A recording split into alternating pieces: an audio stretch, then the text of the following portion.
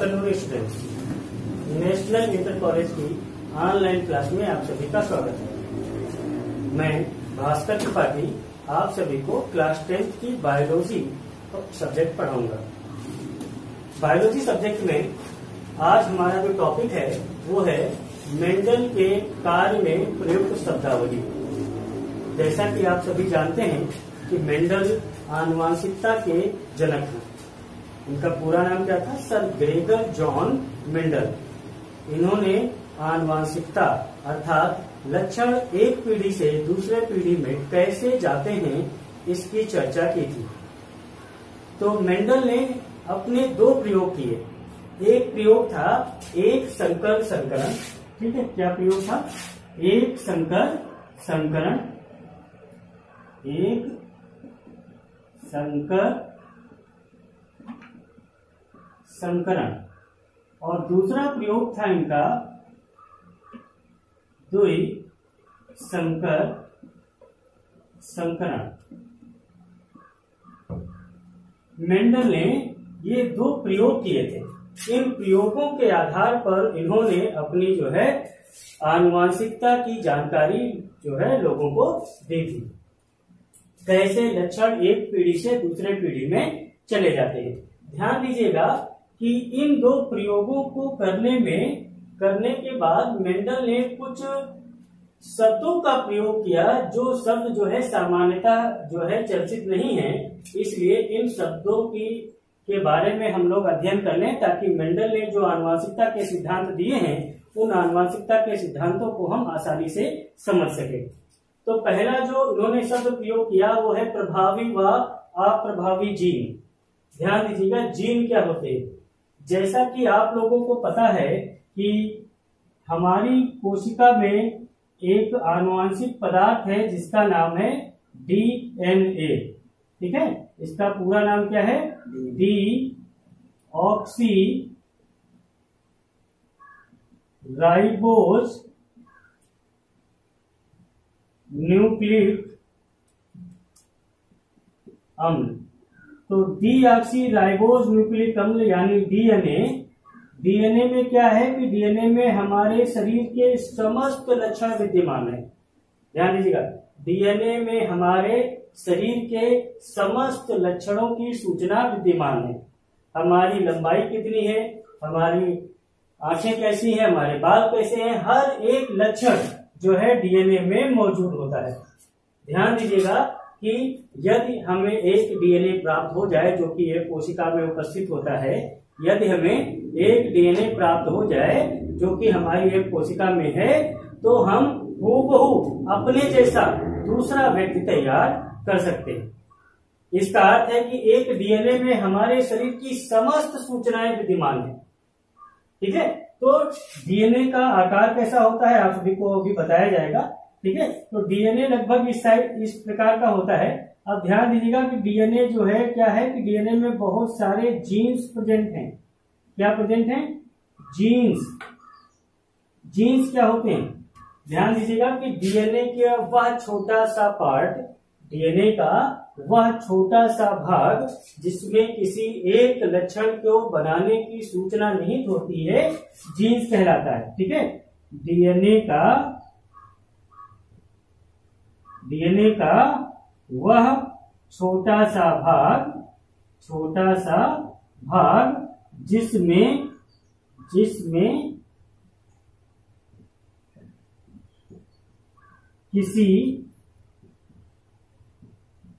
एक लक्षण को बनाने की सूचना, एक लक्षण को बनाने की सूचना निहित होती है। ठीक है, तो जीन्स क्या है? जीन्स डीएनए का वह छोटा सा टुकड़ा है या वह छोटा सा भाग है जिसमें किसी एक लक्षण को बनाने की सूचना निहित होती है।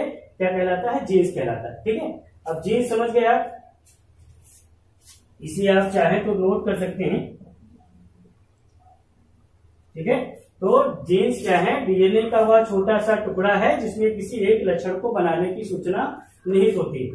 अब बात आती है कि प्रभावी जीन व अप्रभावी जीन क्या होते हैं।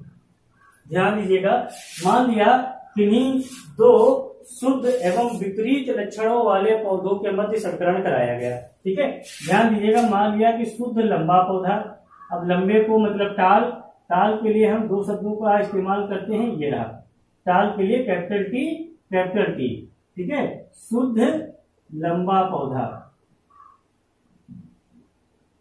शुद्ध लंबा पौधा।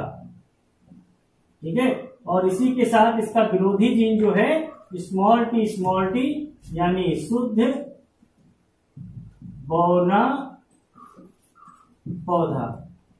ठीक है, इन दोनों के बीच संकरण कराया गया, जिससे मेंडल ने बताया कि इन दोनों में को संकरण कराने पर दोनों में से कोई एक ही लक्षण अगली पीढ़ी में जाएगा। मेंडल ने क्या बताया कि जब किन्हीं दो शुद्ध एवं विपरीत लक्षणों वाले पौधों के मध्य संकरण कराया जाता है तो उन दोनों में से कोई एक ही लक्षण अगली पीढ़ी में जाएगा। ठीक, ध्यान दीजिएगा कि जीन तो दोनों जाते हैं, लेकिन लक्षण दिखता कौन सा है। लक्षण ये दिखा आपका लंबेपन का लक्षण। ठीक है, ये कौन सी पीढ़ी थी, F1 पीढ़ी, पहली पीढ़ी या प्रथम पीढ़ी। ठीक है, तो जब किन्हीं दो विपरीत लक्षणों वाले पौधों के मध्य संकरण कराया जाएगा तो दो में से किसी एक लक्षण, कोई एक लक्षण ही जो है अगली पीढ़ी में जाएगा। जो लक्षण अगली पीढ़ी में अपने गुण को प्रदर्शित करा देता है, ध्यान दीजिएगा, अगर लंबे पौधे और बौने पौधे के मध्य संकरण हुआ है तो यदि लंबा पौधा अगली पीढ़ी में यदि लंबे पौधे का लक्षण दिखा तो लंबे पौधे का लक्षण जो है क्या कहलाएगा, प्रभावी लक्षण कहलाएगा। और अगर जो है बौने पौधे का लक्षण दिखा अगली पीढ़ी में तो जो है बौना पौधा जो है क्या होगा, प्रभावी होगा।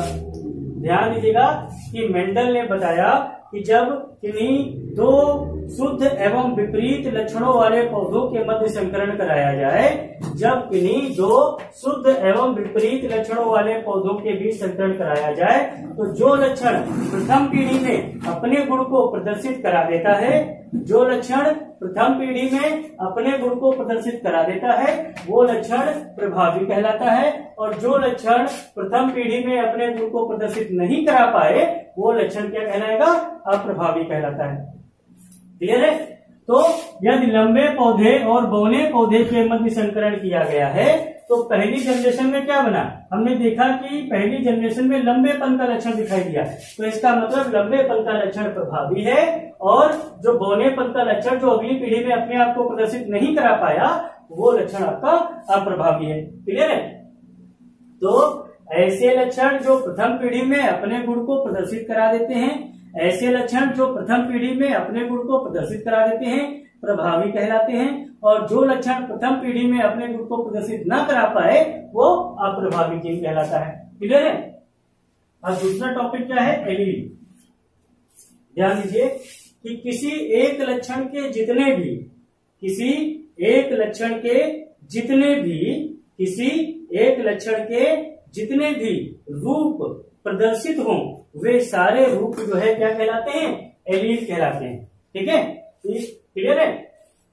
किसी लक्षण के विभिन्न रूप, जैसे मान लिया कि जो है लंबेपन का लक्षण है, या मान लिया जाए कि लंबाई का लक्षण है, तो लंबाई में लंबा व्यक्ति है, बौना व्यक्ति है या सामान्य व्यक्ति है, कोई भी व्यक्ति, ठीक है, यानी सारे जो हैं वो लंबाई के ही लक्षण को प्रदर्शित कर रहे हैं। या कलर का ले लिया जाए, ठीक है, मान लिया कोई पौधा है उसका पुष्प जो है नीले रंग का है या पीले रंग का है या हरे रंग का है, तो लक्षण क्या कहा जाएगा, लक्षण तो रंग का कहा जाएगा ना, लेकिन उसके रूप कितने हैं, पीला फूल है या नीला फूल है या हरा फूल है, तो किसी एक लक्षण को प्रदर्शित करने के जितने रूप होते हैं, the different types of characters which are shown by a one character called allele. Clear है।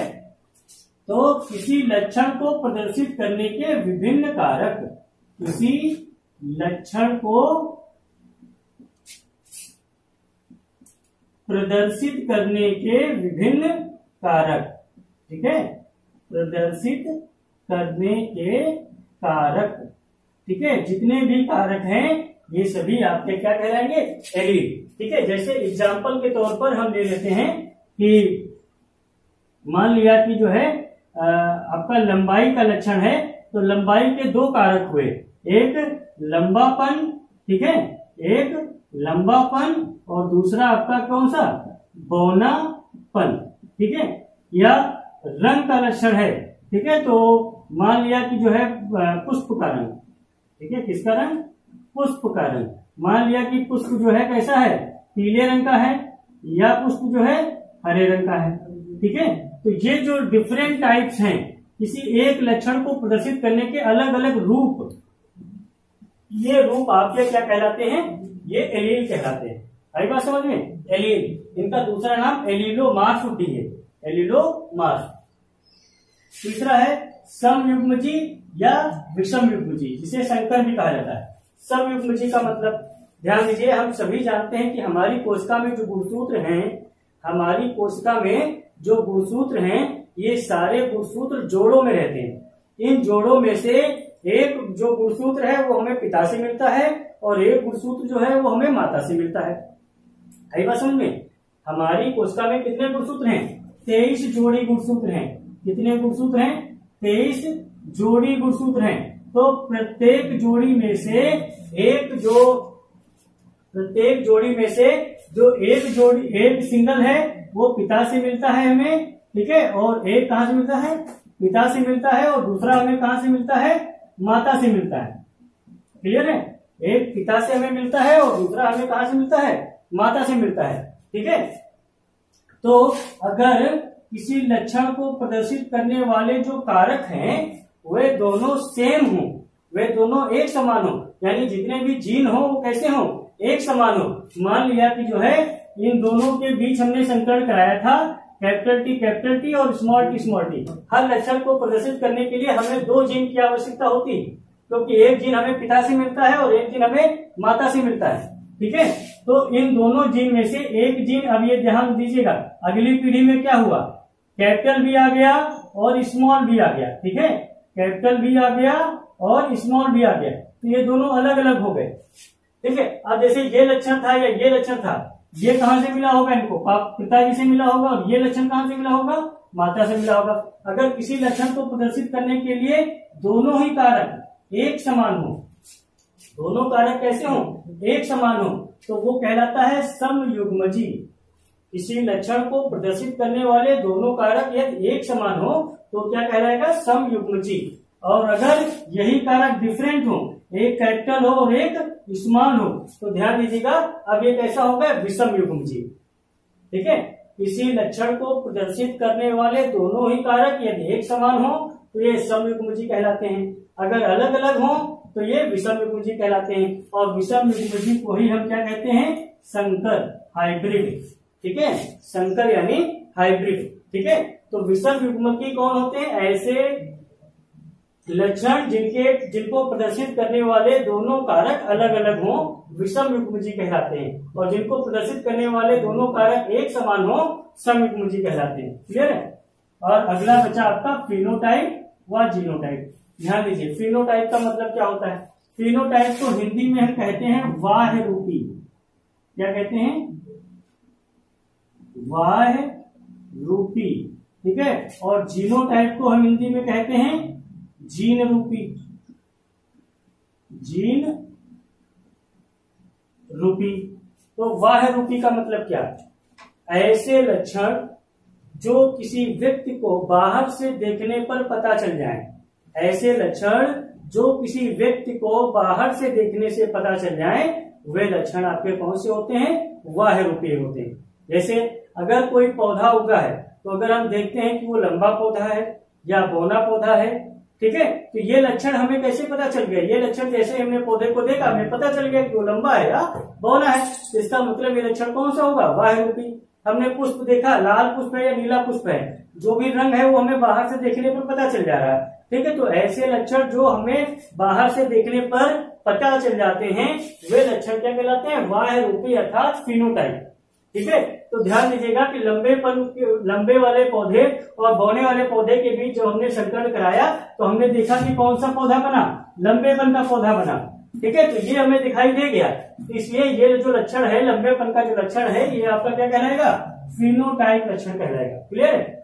उसी तरह जीनोटाइप देख लीजिए। जीनोटाइप लक्षण जो है जीन के आधार पर होते हैं।